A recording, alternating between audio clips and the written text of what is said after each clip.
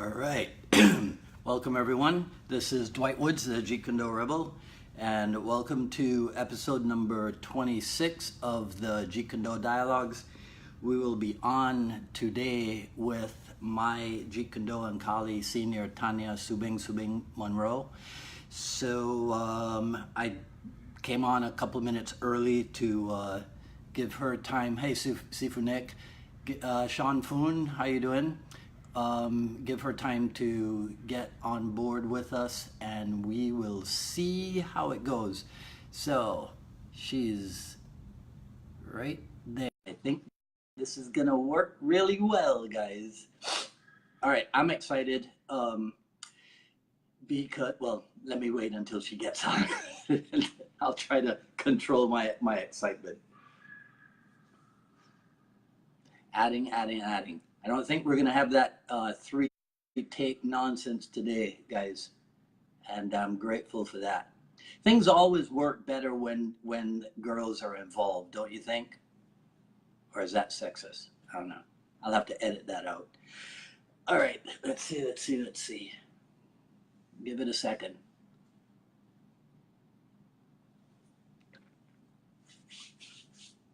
Hey, son. Hey, Tommy.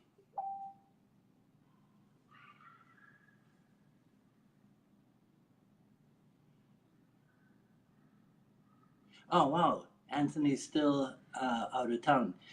Okay, so the technology is whoops, we didn't get an answer from her. Okay, let me try the second way.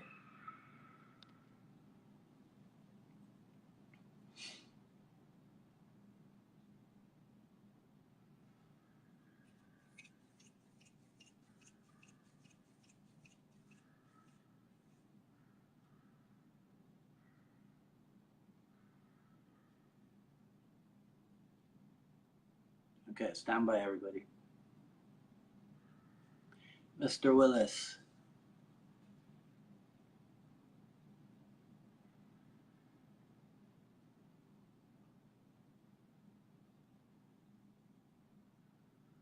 Oh, come on. I don't want to do a lot of talking to fill in the time while we wait on the technology. We get enough to talk about as it is.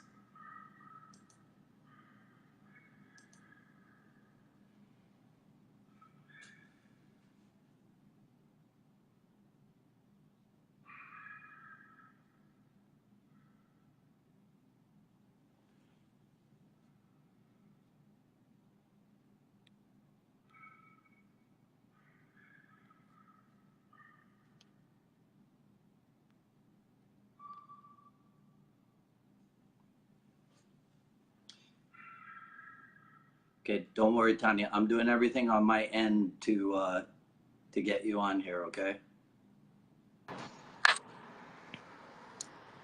Hello. Ta-da! How are you, beautiful? I'm okay. How are you? I'm doing good. Oh, man. Okay, see? We didn't have the usual problems that we have when we try to do this. And that's because you are involved. I don't know about that. I'm not real good at this either. All right. So, okay, so let me do my official opening, right? Everybody, welcome to episode 26 of the Jeet Kune Do Dialogues with Tanya Subingsubing Monroe. So my guest today is a pioneer because, one, she's my first ever female dialogue partner, right? But also, she's the first person with the surname Subing that I have been able to talk to. But let me confirm this before I announce it. So on page 99 of this book right here, okay, it says something like, we entered a girl into the internationals. She was given the other girl's fits. She would attack, sidekick, trap, and score with her own punch. But the judges didn't recognize what she was doing, which was trapping, and they disqualified her for slapping. Was that you? Yes. Yeah, that was a fun thing. God. That's so cool. That's so cool. See, I don't know how many people in the JKD world are aware of that. Yeah, funny story because I had been studying with Guru Dan and Guru Richard for about 3 months, and he Okay. says, "I want to put you in a tournament." And I said, "Oh, okay."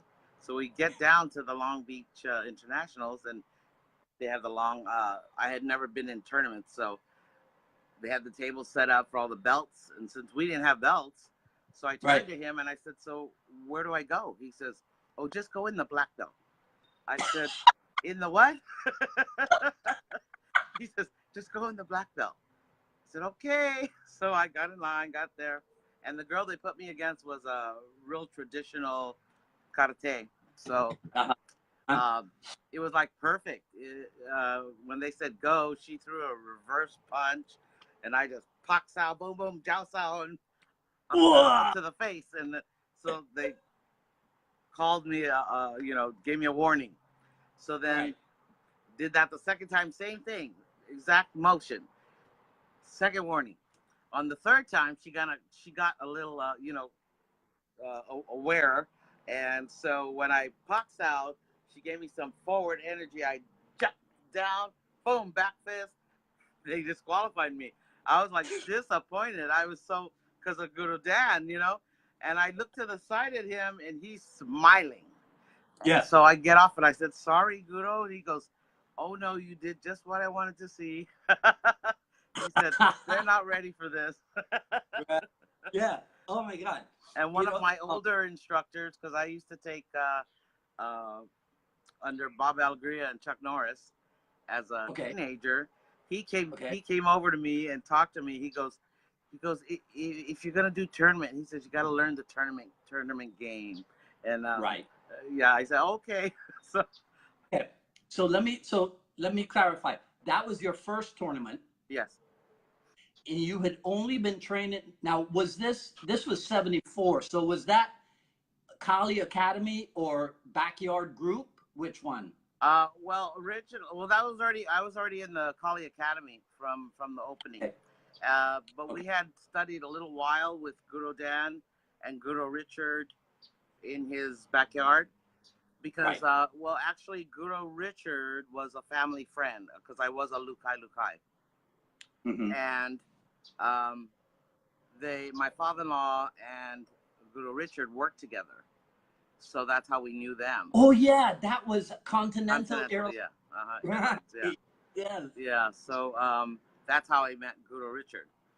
And then through him, we met Guru Dan. And they used to come to all our family functions, parties, luau's. And so we used to work out with Guru Dan, not like a class situation, more of a friends situation. And at the time, my ex-husband and I were taking lessons with Cam Yuen with the praying mantis. Oh, yeah. Yeah. And we got asked to leave that school because we were working out with Guru Dan at the time, and he posed a question, and Cam kind of almost like a challenge, but not. He wanted to answer his question, and when Ted did a technique on him, he didn't like it. So he said, "Oh, where are you getting this style from?" And we said we're working out with Guru Dan. He goes, "Well, I think you better stick with one system, and so you need to stick with Guru Dan." Oh man. Yeah. Yeah. It was fun. Well, it was fun though. That was kind of typical of that era. Yes. Right. Oh yes. Yeah. Oh yes. Yeah. Yeah, because I studied. When I was young, my father was in the Kajukenpo from Hawaii. My father was born and raised. I was in Hawaii. See, that's what I was going to ask you, because you talked about luau's. So you are you Hawaiian born or California born? Hawaiian born. Yeah. Okay. Yeah. All right. Okay. Wait. Don't forget the story you were telling me. But I want to ask you this: are there significant differences in any way between Hawaiian-born Filipinos and then like maybe California-born Filipinos? Yeah, yeah, There are? yeah. Hawaiian people. It's not so much I don't think it's the blood. It's the mentality. It's a more of a spiritual thing. Okay. Hawaiian people are. It doesn't matter. That's what the great thing about Hawaii. It wasn't. There's so many different ethnic groups, but Yes. it's more of a personality. Yeah. Okay. Okay. Yeah. And so, okay, so now back to, I hope I didn't forget the story. You got to keep on track of this because my memory's not good. No, let me tell you, I have been so nervous about doing this with you because I'm like, well, I don't know enough about her to ask her the right questions to make sure that everybody learns everything about her. Okay. Okay, so all right, so let me try to get back to. Oh, let me ask you something else. I'm not gonna worry. Subing. Yes. Before I discovered that was your maiden name, the only other Subing I had ever seen was Telesporo Subing. Yes. Old video from Sifu Inosanto of him in his cap, in his boots, weaving double stick. Yes. That's your granddad? That's my grandfather, yes. Oh my God. Yeah, my grandfather was from Cebu. Right. And then he, this is just what I've been told. He was one of 7 survivors of a major battle with the Spaniards. And at the time, they had to take refuge up into the mountains where he got to. Prior to that, he was a Eskrima. And then, but being held up in the mountains, he studied with the Moro people, with the mountain people. And so when Guru Dan discovered that was my grandfather and everything, and he said, oh, they thought he was a Moro. And I said, no, he was not Moro. He just studied with the Moros.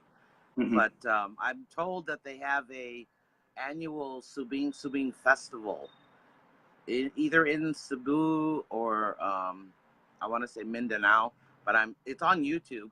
I looked it up. Yep. It's on YouTube, but supposedly he was a great warrior and a hero, and yeah. But I did not meet my grandfather till I was 13. Okay. Yeah, my father was born on Maui, and then they migrated to Oahu, and his mother passed away when he was just 2, and from childbirth, and so my father was kind of raised back in those days. My grandfather worked up in the mountains. He had a charcoal pits, and they'd go up to the mountains every day, cut wood, bring it back down, and so they had like not like foster homes, but care homes for kids who didn't have mothers. Yeah. So he was kind of raised with that, and then his godmother partially raised him. So he didn't get to. He remembers in the camp watching all the old Filipino men work out with the sticks and everything, and but he actually didn't get to really practice with him. And he said back in those days they kind of like kept it like a hush-hush thing. They would get together and work out in the fields, and so he didn't really know too much about it. My uncle, who was older than my dad, he knew a little more, and so they weren't really raised with the Filipino culture, so we don't speak any Filipino. So when Guru Dan discovered that, and he went to my grandfather's place and visited him, it was a cute story because he said him and Guru Richard went to the camp, and there was big kiavi logs, and my grandfather was going to go pick one up. And that's why he was in his boots. That was his work clothes. And, yeah. And so then he said Guru Richard and him went to go pick it up, and he just like, ugh. They couldn't get off the ground. And my grandfather, he said, your grandfather kind of laughed, chuckled, and then he went over there and just picked it up, boom, up on the thing. You know, he said, technique. Yeah. Yeah. Yeah. So, okay, were you the first and or the only female in the backyard? Yes. And then that all also came at your about. house? Well, no, it started out. The building that we were in had two sections, and Guru Richard taught the girls' class in one side, and then Okay. Guru Dan taught in the other side. And Okay. when Bruce Lee died, Guru Dan just became so famous, and people were just coming in droves. So they had to break down the wall and make it one giant room. And so most of the girls quit because they didn't want to work out with the guys full contact, because we did full contact. So then the ones that did stay, they ended up quitting after a little while. So for a long period, I was the only female. Yeah. Okay. Do you remember when the next female showed up and who it was? Guru Dan's niece, Mary, she started, I want to say a little while after that. She was very young. She was maybe, I want to say 10. Oh, wow. And then the next one I would say would be Graciela. Okay. Right. That's what I thought. Yes. Yeah. That's what I thought. Yeah. Yeah. And Graciela, and then about a year Diana, after we left. Right. Diana Inosanto says that you were one of her earliest female martial art role models. Would you have had a female martial art role model yourself? Yes. When I was younger, I used to watch Malia de Coscos. Ah, really? And it's funny because when Guru Dan took me to the internationals, she was there. Yeah. And she was lined up in the black belt. And I wanted to go against her, but they did it by height. And she's way taller than me. So I was like trying to stretch so I could move back. I moved back 3 people trying to stretch tall. Yeah. Oh, that's so funny because I used to like watching when her. when you were talking about the Paksao experiment at the internationals, I remembered Burton Richardson, who lives in Hawaii, told a story of using the Paksao in competition, and Richard Bustillo said to him, "Well, that's because you know how to fight." Right? Right. Oh no. Did I lose you? Can you still hear me? A little bit. I didn't hear what you said. Now I got you. Okay. All right. Okay. So that's one coincidence. The second coincidence is this. I'm going to be dialoguing with Diana in a little while, and she's big in the movies, and I have to tell a story about my movie experience with Mark Dacascos. Okay. So we have this small world, right? Yeah. That's just huge. There's so many people, right? So now outside of martial art, we were talking about role models. Outside of martial art, for your generation, who would have been a life role model for you? My mother. My mother and my father were my biggest role models. We were a very close family. We did everything together. My mother was the structure. Mm-hmm. Yeah. My dad was the fun-loving Hawaiian guy singing music. He was very strong, very buff. But my father taught me all about martial arts, about body. When I was 5, he started teaching me the Kajikempo. And then judo, some Western boxing. My and I are 4 years apart, so I guess I was going to be the boy. So I was very athletic. So my dad taught me all these things.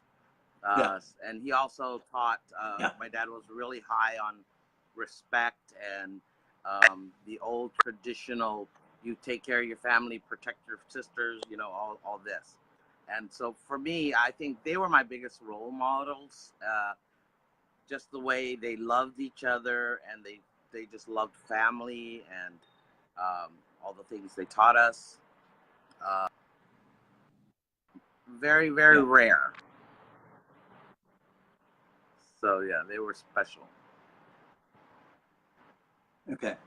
And you stayed at the Kali Academy until when? 1976. Then Guru Dan and Guru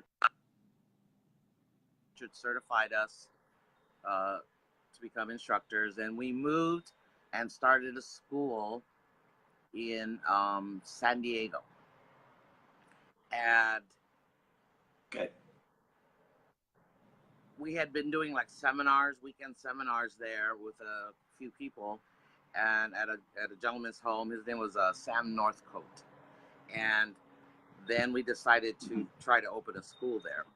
And so Guru Dan and Guru Richard gave us their blessing, and they came down for the opening. But back then, the Jeet Kune Do, it was like teaching commercially, and it was very hard because it wasn't like the other styles where they already had it all broken down and had everything commercially thought out. We were like winging it. Yeah. So we didn't have a belt system. We didn't, you know, we did full contact. We didn't use equipment. You know, so it was hard for people to come in and watch, and then you had those few that knew what they wanted, and that's what they wanted, and so those were our students. But it wasn't enough to pay your rent, you know. Right. So, in fact, there's a funny story. Sam Northcote, who was came into the school one night, bikers, ex-Hells Angels, and he was like 300 pounds, big burly dude with beard. Came in and watched 2 nights in a row.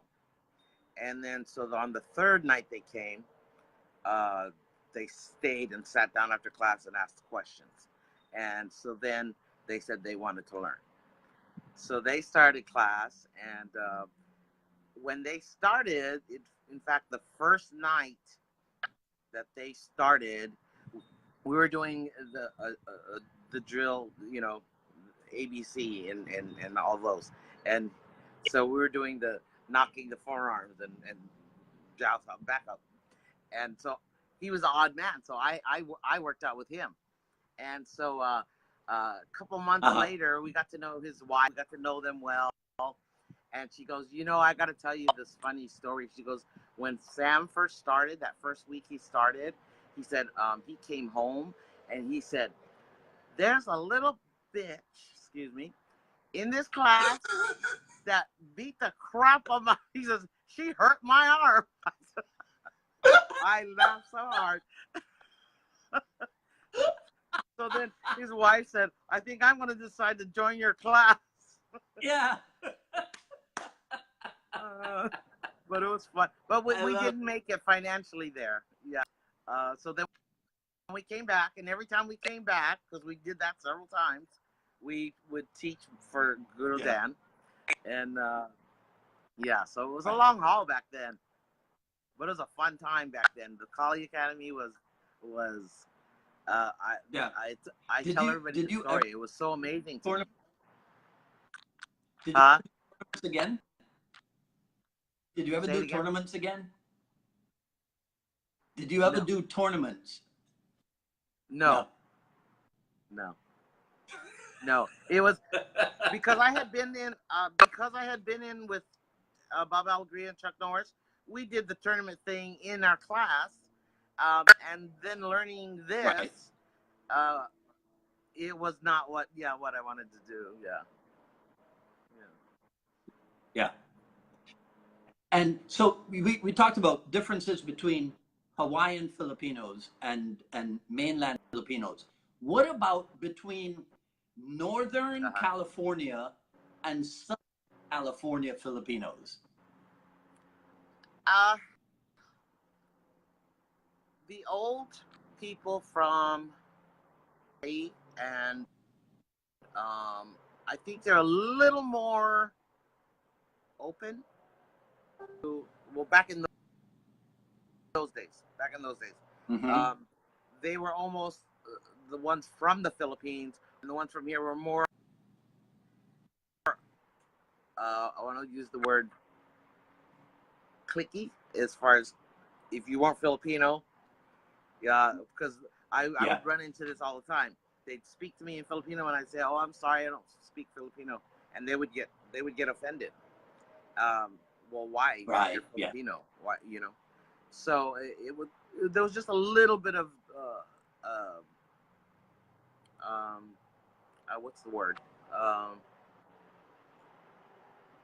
Clickiness. But that's come a long way. Yeah. Kali, Eskrima, Arnis. Different names for the same thing, or three different things? For me, I believe it's all the same things. It was when Guru Dan would explain it to us. It was broken down to, okay, this guy's an Arnis guy, this guy's a Kali guy, this guy's a Eskrima guy, and each one, I was told, and from the old masters, that depending on what area of the Philippines you came from, like the Sarada was, and like my grandfather's was I've never been to the Philippines, but they said the southern areas where there's more bush, shorter weapon, so everything's tight, frontal. The longer, like Lagramano and Kali, was more the northern styles, which you had room, and they used the longer weapons. But they all had the same. They all had the same basics, and when Guru Dan first brought them out, it was interesting to see, just like how in the karate, people was, oh no, this one's better, this one's better, mine's better. Guru Dan was the one who started to make them change their thinking of this. And then that's when, so when you originally saw it, you thought, okay, well, he only does that. He only does that. But that was only because they weren't coming out yet with their full knowledge, And then so as time went along, then they would share more and more and more. And then it became more of a, let's do this to get together and, instead of fighting each other. And that was very, very nice to see, and that was a revelation at that time, because they were just like I said, the karate people, they're separate. But it was Guru Dan and Guru Richard school that made that blend. And then you had the few like John Macosta and Leo Hron and Cabales. Right. Once they saw what Guru Dan was, then they became became more open, more free. Then they just all wanted to Yeah. give knowledge, you know. Yeah. So it was like a stepping stone. Right. Now, yeah. Now, Kali JKD was the kind of the brand name under which you guys operated, correct? Yes. Yes. That's what we were called then. And Okay. it's fun to watch. And Little that Dance was progression. okay. Wait, say that again. I didn't get that. I said that was the first part, starting of Gudo Dan's progression with his knowledge. It used to be a joke. Our original salute, there was like 10 different ones, and then he finally decided on one because he wanted to include every style, and he didn't want to offend anybody, and Gudo Dan. So it was like a joke. We said, okay, our salute's gonna be like 5 minutes long. But he finally did it one, and that has changed over the years. Yeah. Oh, that's funny. That's funny. So then you got to train with just about everybody that is listed in his Filipino martial arts book. Peron, Sarmiento, Inay, Apilado, just about everybody? Like it was everybody. Yeah. I was very, very, I'm very, very fortunate. Yeah. To feel their energy, to hear their stories, it was an awesome thing, And well, yeah. Well, I mean, that was very precious. Is an awesome thing. Thank you. Yeah, it was. Will Maxton, I used to be amazed at the people. I'm sorry? Yeah. No, I was, Will Maxton says, what about the first stick tournament in San Diego?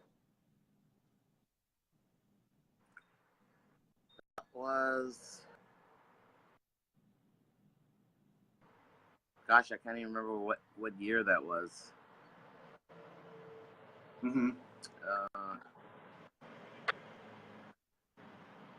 I can't even remember what year that was. We had a few here in California. We would go with the medieval time people, and we would go there, and they invited us to spar with them, which they thought we were crazy because we didn't wear gear, and we fared really well.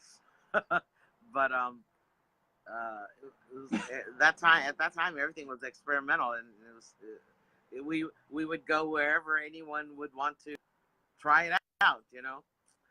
Yeah, it was very much experimental time, especially with Gudo Dan. His head was just constantly spinning, and so everything was experimenting. Yeah. So I know. Try everything and anything. So so I was told a name, of a term of endearment for you, which is Collie Mom. Yeah. And I was told that term, right? Because I teach for Gudo Dan, kids classes. Yeah. Mark Stewart, Blaze, Dave Hines, and all the teenagers started with us, and so they call me Collie Mom. Yeah. Do you? Okay, now I'm gonna throw out 3 names, and you tell me if you remember them. No, actually, you mentioned Dave Hines. Barry Schreier. Yes. Yeah, all our teens. They were, they were with us in Huntington Beach at our school in Huntington Beach, and right. and And Tree in Nguyen. oh yeah, yeah, they were my babies. Wow. Wow. Yeah. Yeah. I mean, I have the Kali JKD videos from, I think they're from 1982. Okay. Yeah. You Right. have videos? I mean, just Yeah. great. Yeah. To this day, that is still awesome material, even 30 something years later. Yeah. And now what was let's drop another name. Jeff Imada. Tell us about him. Oh, yeah. Jeff, sweetheart. The group, there's a black and white picture. Um, I don't even know who has it, but of part of the original class. And Jeff Imada, Mm-hmm. there's Ramon, Tim Watanabe, Tim Tackett's in the picture. Mm-hmm. Yeah, great group. Yeah. Those were I really fun days. Yeah, I know the one. Yeah. Well, I just recently, I hadn't You seen should. Go to Dan in years, and this last Uh-huh. February, I went up to the school to visit him, because I've told you before, I take care of my mom, so Right. I don't get out a lot. So I went to go visit Go to Dan, and I called Jeff, and I said, I'm going to come by and visit. He goes, oh, that'll be good. And so Guru Dan wanted me and Jeff to sombrata. he made us sombrata. Lovely. Yeah, it was fun. Yeah. Oh my God. Love all those guys. You know that it's because of stuff like that that sometimes I regret I never moved to LA. You know. Oh, okay. Yeah, those Yeah, days were fun. It was amazing as far as it was coming out, and we would go to the school, work out, teach.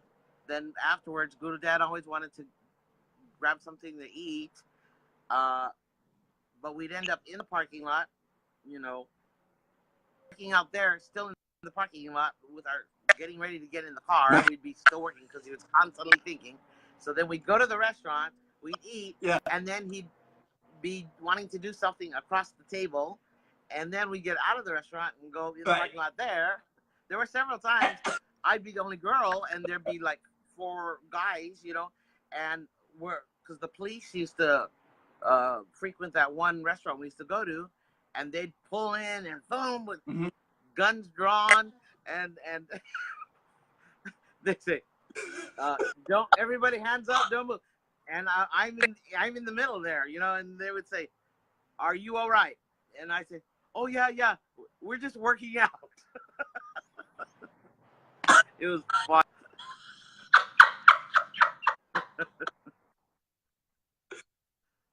Guru Dad was so embarrassed.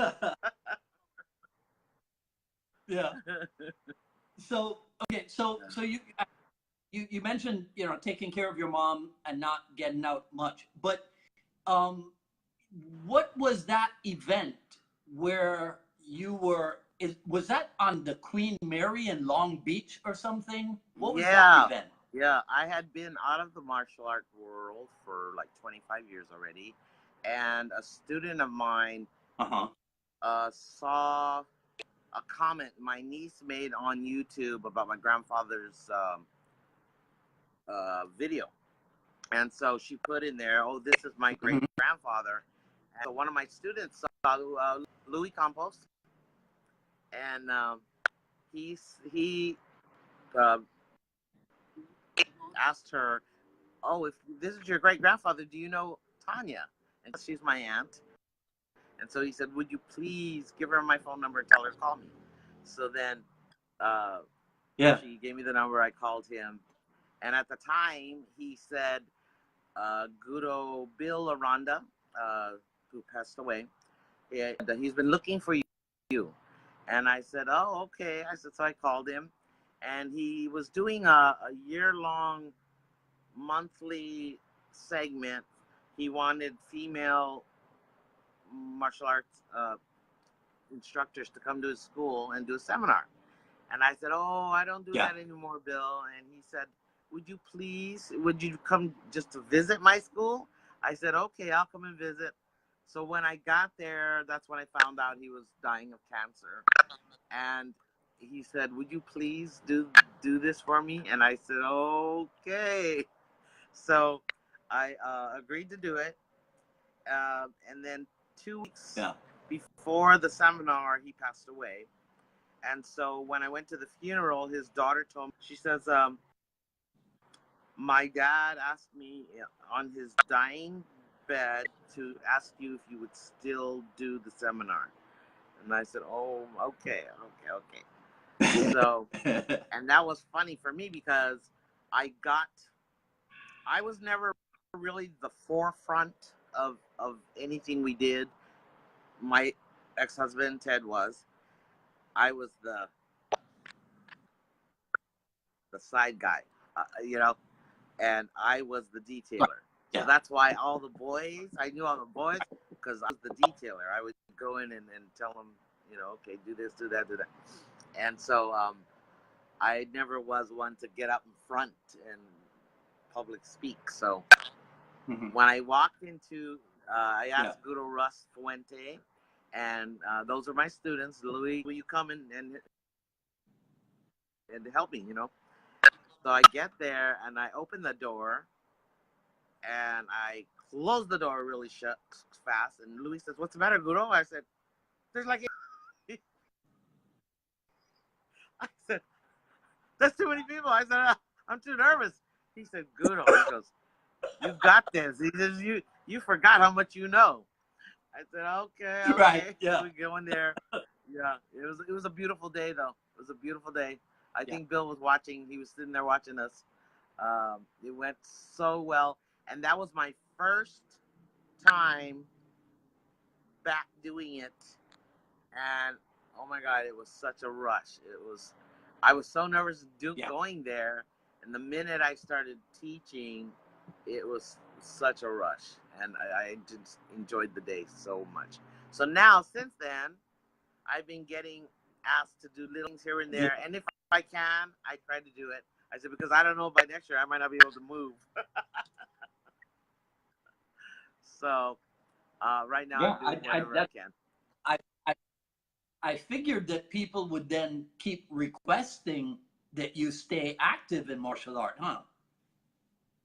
Yeah, that I've gotten a lot of requests to teach or to but yeah, right now it's not in my path right now. Yeah. Well, I appreciate your. Really did. Oh yeah, right. Yeah. But that's why I feel so honored that you agreed to come on the program with me. Oh well, you have to know this, Dwight. My husband has been just going crazy because I get so nervous, and I said, should I do it? I don't know if I should do this. I can't, fix it. He said, you'll be fine. You'll be fine. Yeah. I said, okay, I got to pray hard on this one. Yeah.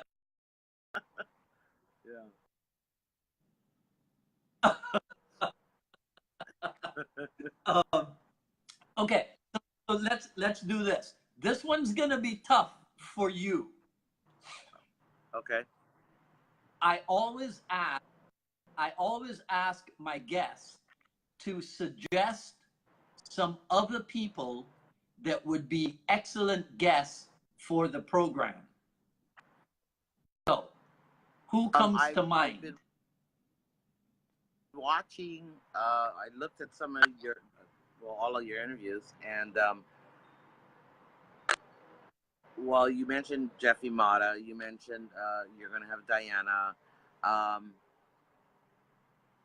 Cass, Magda, Tim. Now, in Tim Tackett's, Bob Ward, Tim Tackett, all the we called them the rough bunch. They were the hardcore rough bunch. Yeah. Big bad dudes. A lot of them, you know. Well, you already mentioned Del Pollard. Del's a sweetheart too. Yep. Yes. Any of the old group, they have the same stories, and it's funny because I watched you talk to Guy when you interviewed Guy, and how he was talking about Guy changed. How the time has changed, you know, as far as having a school, teaching people, and because back then, yes, we all did whatever they wanted us to do, whether it was fall on our head, work out with live blades, and no equipment. We did it. You know, now you do it, and right. There's no doing it.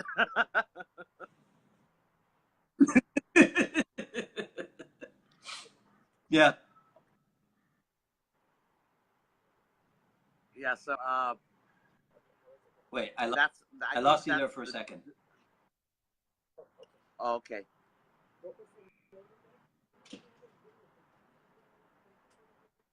Can you hear me now? Yeah, I can hear you. Yes. Yeah, you're back. Okay. Yeah. It was, and with Guru Dan and Guru Richard at the time, like I said, everything was so experimental. Because Guru Dan wanted to make sure everything, Bruce, we would go over everything. He'd put a bench on the middle of the floor, put 2 chairs on it, have somebody up there with a sword, have somebody down here with a knife, have somebody down in the dark, and then we'd do live blades, and it was crazy. But he wanted to see what worked. he just wanted to see what worked. Right. And yeah. When we look back at it, you know, that was craziness. It was craziness. And we had so much fun when other schools would visit, like all the BKF, all the big names would come down there, Wallace and all of them, Eucrates and all of them would come down there, want to work out in class. And Guru Dan, and well, not so much Guru Dan. Guru Richard was kind of funny. He was like a jokester. So if he had one of the big black belts in there, he'd put them with somebody who's been working out 4 months, 3 months, you know, a beginner, and he would do it just for fun. He would constantly be joking, you know. But it was really, really interesting to see Bruce was so far ahead of his time, and so was Guru Dan. Guru Dan was always talking about Sigung Bruce, but Guru Dan was just there with him, you know, as far as mentally, knowledge, and so that was a time to watch. Yeah, that was a breakthrough, I think, for a lot, martial arts. Right. Not enough people, I don't think, I mean, within our circles, yes. But outside of our circles, I don't think enough people know the contribution that Dan Inosanto has made. I lost you.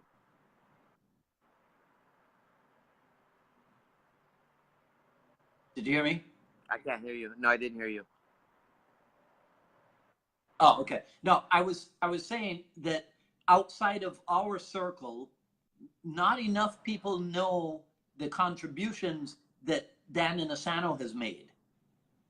No. And like I say, especially back then, to see that, it's not as common knowledge, that being out of it, I thought it would be well known what a contribution he did. Right. Because he was the catalyst that got all of the Filipino people, the martial artists, together. He opened up his heart and doors and mind to anyone and everyone who was just wanting to learn. And I have never met I've never met a man like him. He was so innovative, and it was a constant thing. He's a true, what I say, dedicated his life to this, because it was nonstop. He was constantly thinking of how and what and why and when, structure of people's bodies, just everything. So it was an amazing thing to watch. It was very hard to learn from him at that time, because he was constantly spinning and, just spitting out so much, But I think that's where go to Dan and go to Richard, and then also the other main person that was a catalyst there was Jerry Poteet. That blend, to me, was the meaning of yin and yang, because without all of them, it wouldn't have been the same. Yeah. When you saw him back in February, did he seem similar or very different, or what was the impression that you got? Well, in the sense of very different physically. I mean, he's amazing still, mentally and physically for what he's doing and still doing. But back then, he was much more, even more physically, and the knees don't work as well, because when we studied, the footwork, when I came back and I went to Bill's funeral, my husband now, who is not martial, they did like tributes. Everybody did something, and my husband looks different from them. And I said, well, I said, I think he has more of the beginning basics and structure. It was a lot more, when we learned it, was a lot more flowing, a lot more body angles, a lot more, what I could pick out. I see that somewhere along the line, you get so much knowledge that the basic stuff sometimes gets lost. When we were learning from the masters, a couple of the main structural things about the Filipino arts was the cutting edge. And I don't, not that I don't see it, but it's equivalent as it was then, as the cutting edge, and the fact of, when we were taught, the old masters used to say, and it's almost like Jeet Kune Do at that time, what they were saying. That's why it blended so well, because they were saying, no wasted motion. So wherever your point ended up, you came from that point. So the thing of resetting was a waste of time. It was straight from where you end up, you move from there. And it was forward motion. Don't see a lot of that now. But, I mean, everything, so. Just what I see on YouTube. But, it's interesting how it's come along. And like I said, Guru Dan is still the same mentally. I watched him that night, and he still teaches how he taught, as far as he puts a lot of knowledge out there. And people should know that in the days where we were, martial artists didn't do that. They didn't give out all their knowledge freely, you know.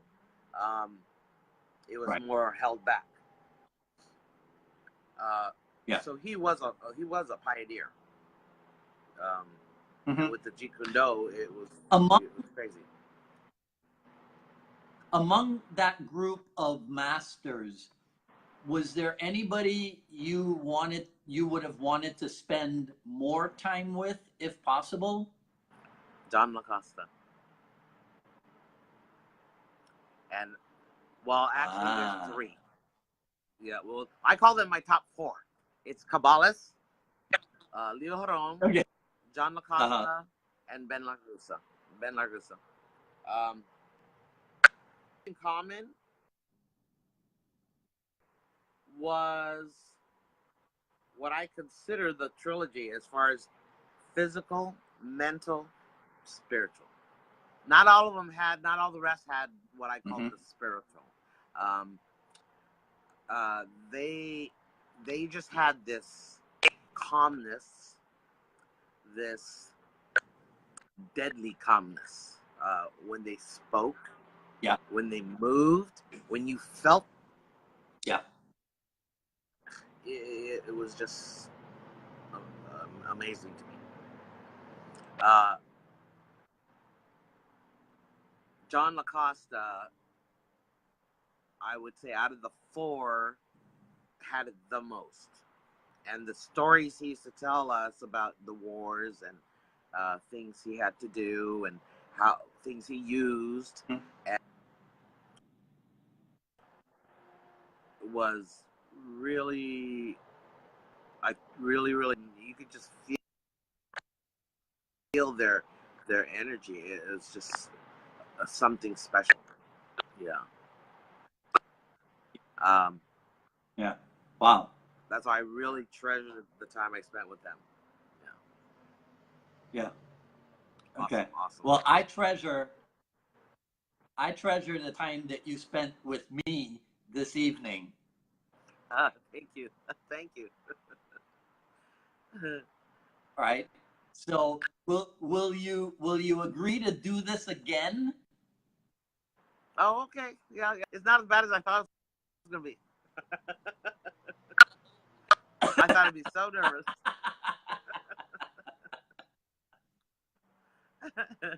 But I guess you like what you're talking about. A lot of the people I know who have been watching, they want to hear more stories. Oh, okay. Yeah, there's a lot of stories. So I'm not gonna twist your arm, right, to give me a definite date, but I just want you to know I appreciate your taking the time.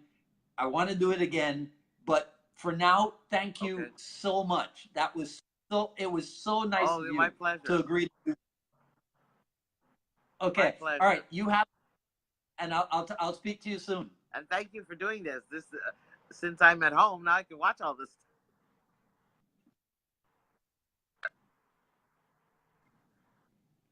Okay. Bye-bye. Have a good evening.